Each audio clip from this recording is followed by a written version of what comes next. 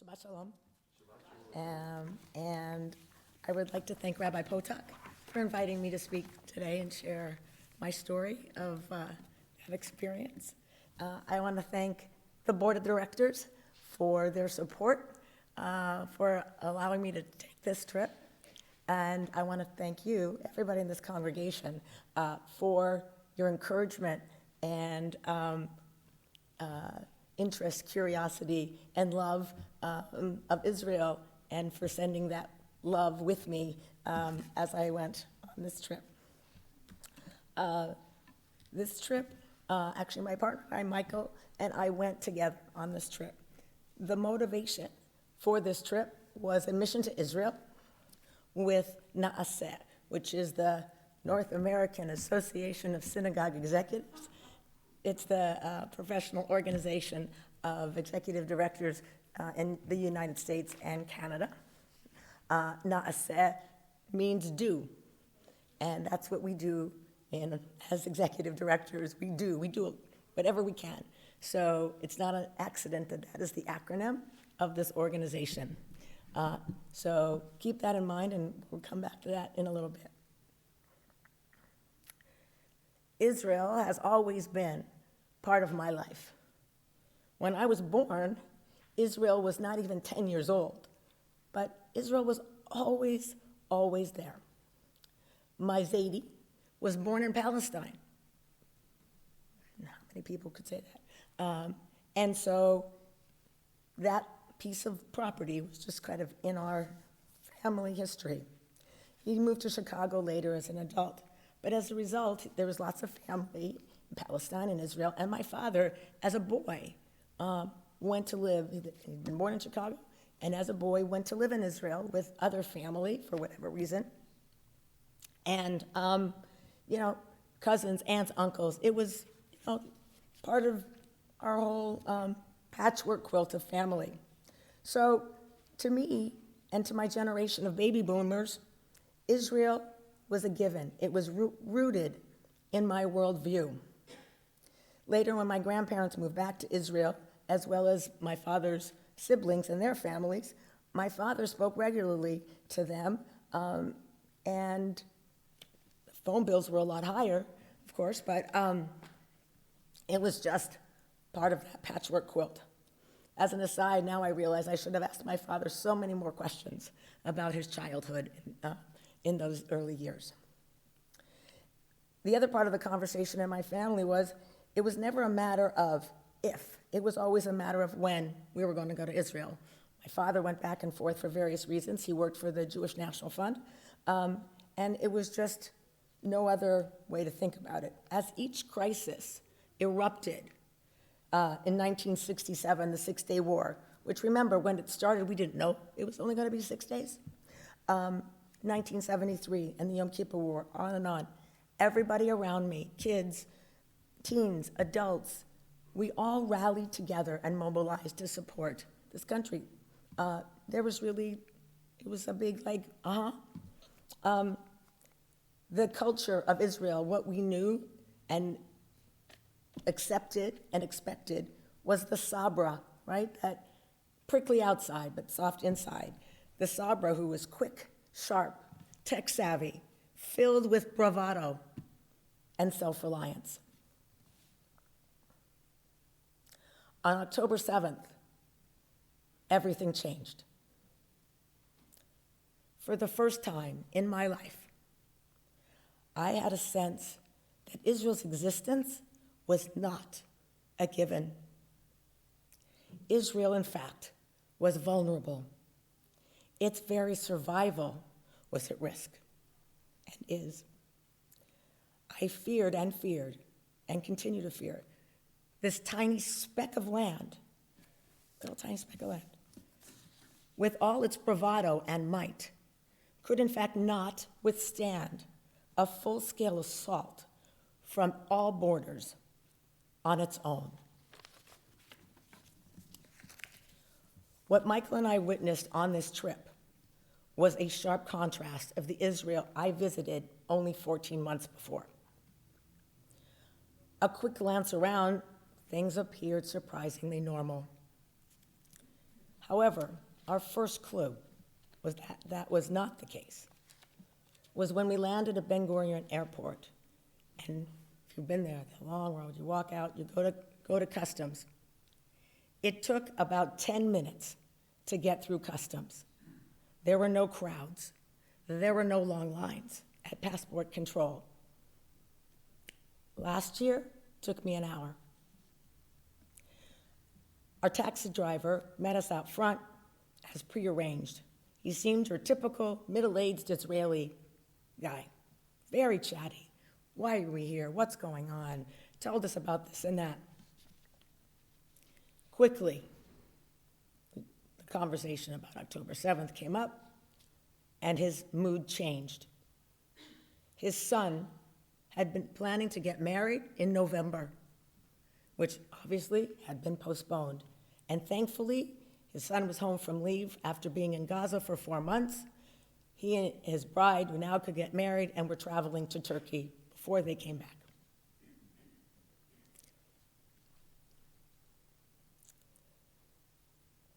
Everywhere we went, we found the same thing, a veneer of life goes on, thinly masking the rage and the heartbreak beneath.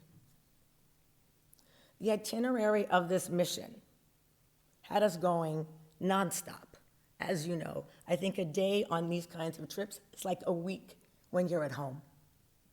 You get up, it's just amazing. In retrospect, the trip was planned strategically, so each step of the way built on the next. We spent the first morning volunteering with Leket at one of the farms at Rishon LeZion, picking kohlrabi. I now know what kohlrabi is. Have not eaten it, but I know what it is. In the afternoon, we went to the Jaffa food packers, packing extra boxes for communities who were experiencing food shortages. All I could think about was my experience, our experience, preparing for in Cafe Europa and preparing food for Passover came in really handy at that moment. Later, we visited soldiers who were wounded on October 7th at a rehab facility in Tel Aviv. That was very interesting. But we kind of, as I said, we were building up.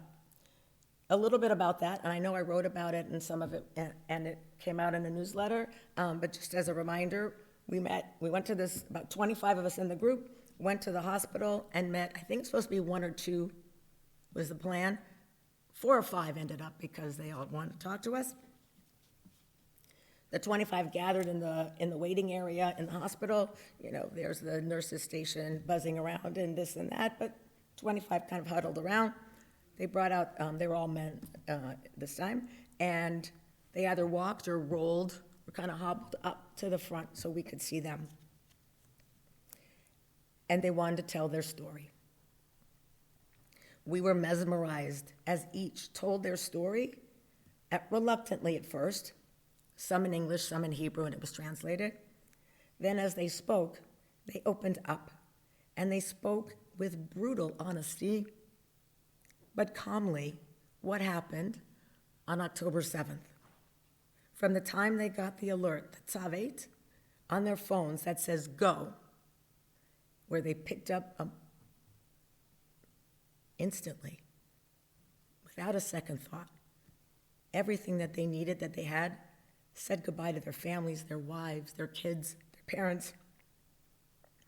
And then what happened after that, to the moment when they were wounded and had to get removed and to the hospital for help.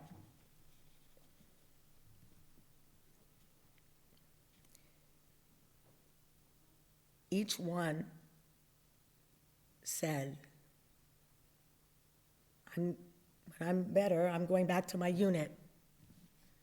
Each one believed in their heart and soul that what we were doing, what they were doing, and we were doing, was right, and understood the existential threat that the country was facing.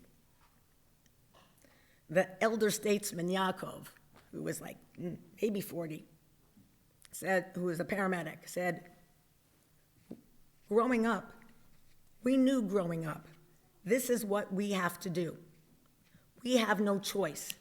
This is our home. As we said our goodbyes after that meeting, Yaakov stopped us. Before we could say thank you and goodbye, he said, thank you. Big strapping guy. Thank you. Thank you for coming. Thank you for coming to Israel. Thank you for being here. You have no idea how alone and isolated we felt as a people on October 7th. An Israeli Sabra saying thank you to this American and Canadian contingency visiting them to give them comfort, and they were giving us comfort. We met with the Masorti leaders, including Dr. Yizhar Hess, who, as many of you may remember, spoke to our community several times over the last 18 months, as well as other leaders in the conservative and Masorti movement, the Jewish Agency, Karen HaYesod. I got a deeper understanding of the role of the World Zionist Organization, WZO, and the strategic importance of the Masorti movement and our role in voting in the U.S., in our community, and what that means when that time comes, early sometime next year. You will be hearing more about that in the coming months from Rabbi Potok and from myself to encourage all of us to vote in that election. On the third day of our trip, we got on the bus to drive south to the Gaza border. We left our hotel, went through downtown Tel Aviv to the suburbs, out through the countryside, watched the landscape change.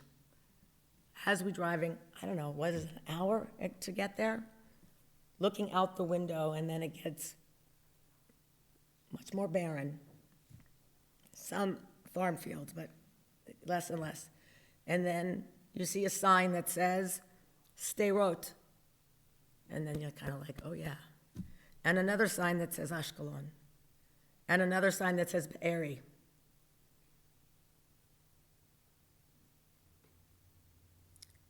We visited the grounds of the Supernova Music Festival, and from there we went to Kfar Aza, a kibbutz situated along the Gaza border and the site of unspeakable atrocities. It is impossible to accurately describe what we saw that day, to convey what our eyes saw but our brains could not understand. When people have asked over the last few weeks, what was it like? I've only I condensed it into one sentence or two. Basically, as devastating as we've all thought and knew it was, based on reports we've heard on the radio, in the newspaper, after having been there, doesn't even come close to describing the brutality and savagery that happened. When we got to Kfar Aza, towards the end of the day, after a long day, we had a person who, from the kibbutz, who was there to show us and lead us around. And and her name is Chen. And I wanted to share a few thoughts that I wrote, that I think describes a little bit, to give you an idea. We walked down row after row after row of destruction. We saw appliances ripped out of the walls and tossed outside. Doors had been ripped off their moorings, windows smashed, concrete blasted through, walls blackened from the fire of the terrorists had set. What looked like graffiti sprayed on all the walls in black and red, we found out later, was done by the IDF. It was official coding It marked how many dead were found in that structure, whether it was okay to clear and safe to go inside. These images that we saw are indelibly burned in our minds. We will not be able to forget them. In front of each doorway, a banner, big large banner, with a photo of the person who lived in that home. Images of them doing the things that they loved.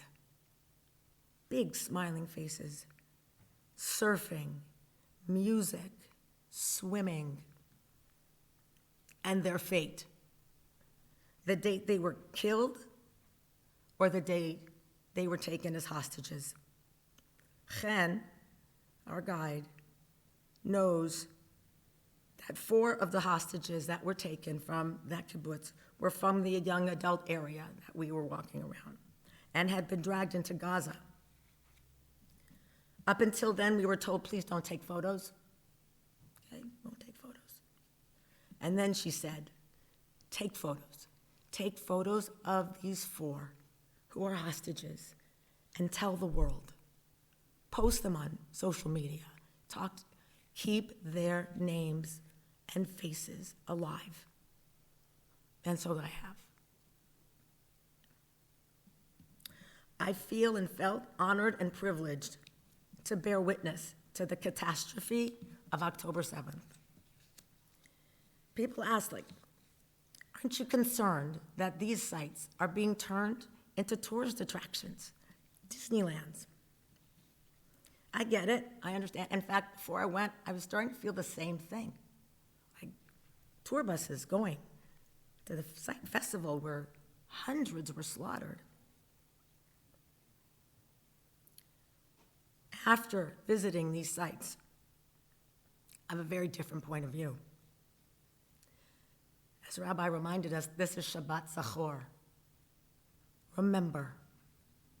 And like we've done after the Holocaust, we remember Auschwitz, Bergen-Belsen, Treblinka. Because we believe that telling these stories is over and over again is important and the best way to remind the world what happened, and never forget. The people who visit these places in southern Israel and see for themselves, they should write about it, share the story. The more they do that, the better it is for Israel, the better it is for us, and the better it is for the Jewish people and for everybody who lives on this planet.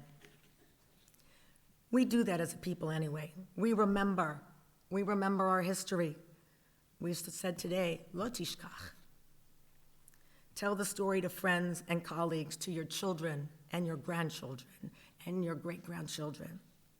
We honor those who lived and died during horrific periods in our history. We remember the Holocaust, the brutalization of Jews in the concentration camps. And our community at Adat Shalom does that very well.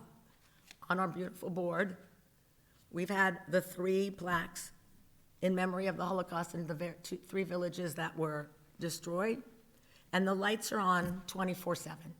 Anytime you come in here, wherever the yard site is, those 3 plaques are always lit. And so, as the rabbi mentioned earlier, we have installed 2 more plaques right below. The first one is for the victims, those brutally murdered on October 7th. And the second one for the soldiers that have been killed since October 7th in fighting this war and continue to fight and die for Israel and for us. And so now I want to return to what I said earlier about my organization of executive directors, and it's called NAASE.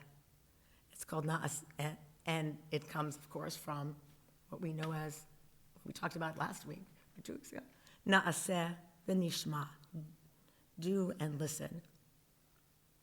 I'm much better at the doing than the listening. But I feel that I want to do more. I think our community has a sense of doing more. This community has incredible love, connection, and belief in the state of Israel. And many of you have come up to me and said, wow, I'd like to do that. How do you do that? Tell me how to do it. So after discussions with Rabbi Potok and Marla, we wanted to figure out, is there a way for Adat Shalom to go to Israel as a community? In fact, there are ways to do it. So I looked into a couple of ways. We could either join another synagogue that has a mission coming up. One happens to be coming up in May, and they have spaces for Adat Shalom people to join them. Or the JNF is doing these missions all year, and specifically related to what's happened to October 7th. And we could partner with them. So, in order to go forward with that, we need to hear from you. If you're interested, does it make sense? Can you do it? Can you afford it? Because it's not so cheap. And if there is enough interest, my promise to you is we will make that happen.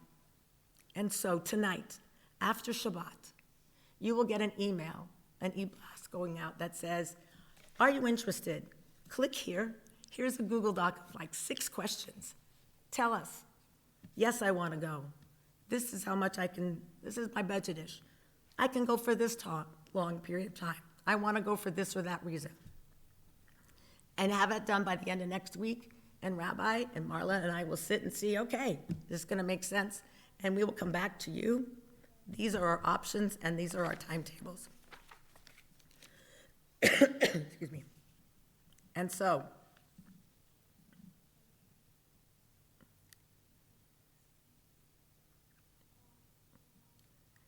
what I want to share with you today is this dual personality that we live with, so much more so since October 7th. We look like everything's okay. We do know and accept life goes on, as horrible as everything is happening at the same time. Life goes on, and we are obligated to keep going forward and celebrate even tonight, Purim and the Megillah and all that stuff, knowing that we also hold at the same time the horror and the sadness in our hearts. And the reality is we do both. We've always done it. We'll continue to do it. Because we're joyous does not mean we're not aware and mindful of the tragedy and what still needs to be done. So with that, I want to say Zachor, I want to say NAASE, and I want to say a very Shabbat and a very much Shalom.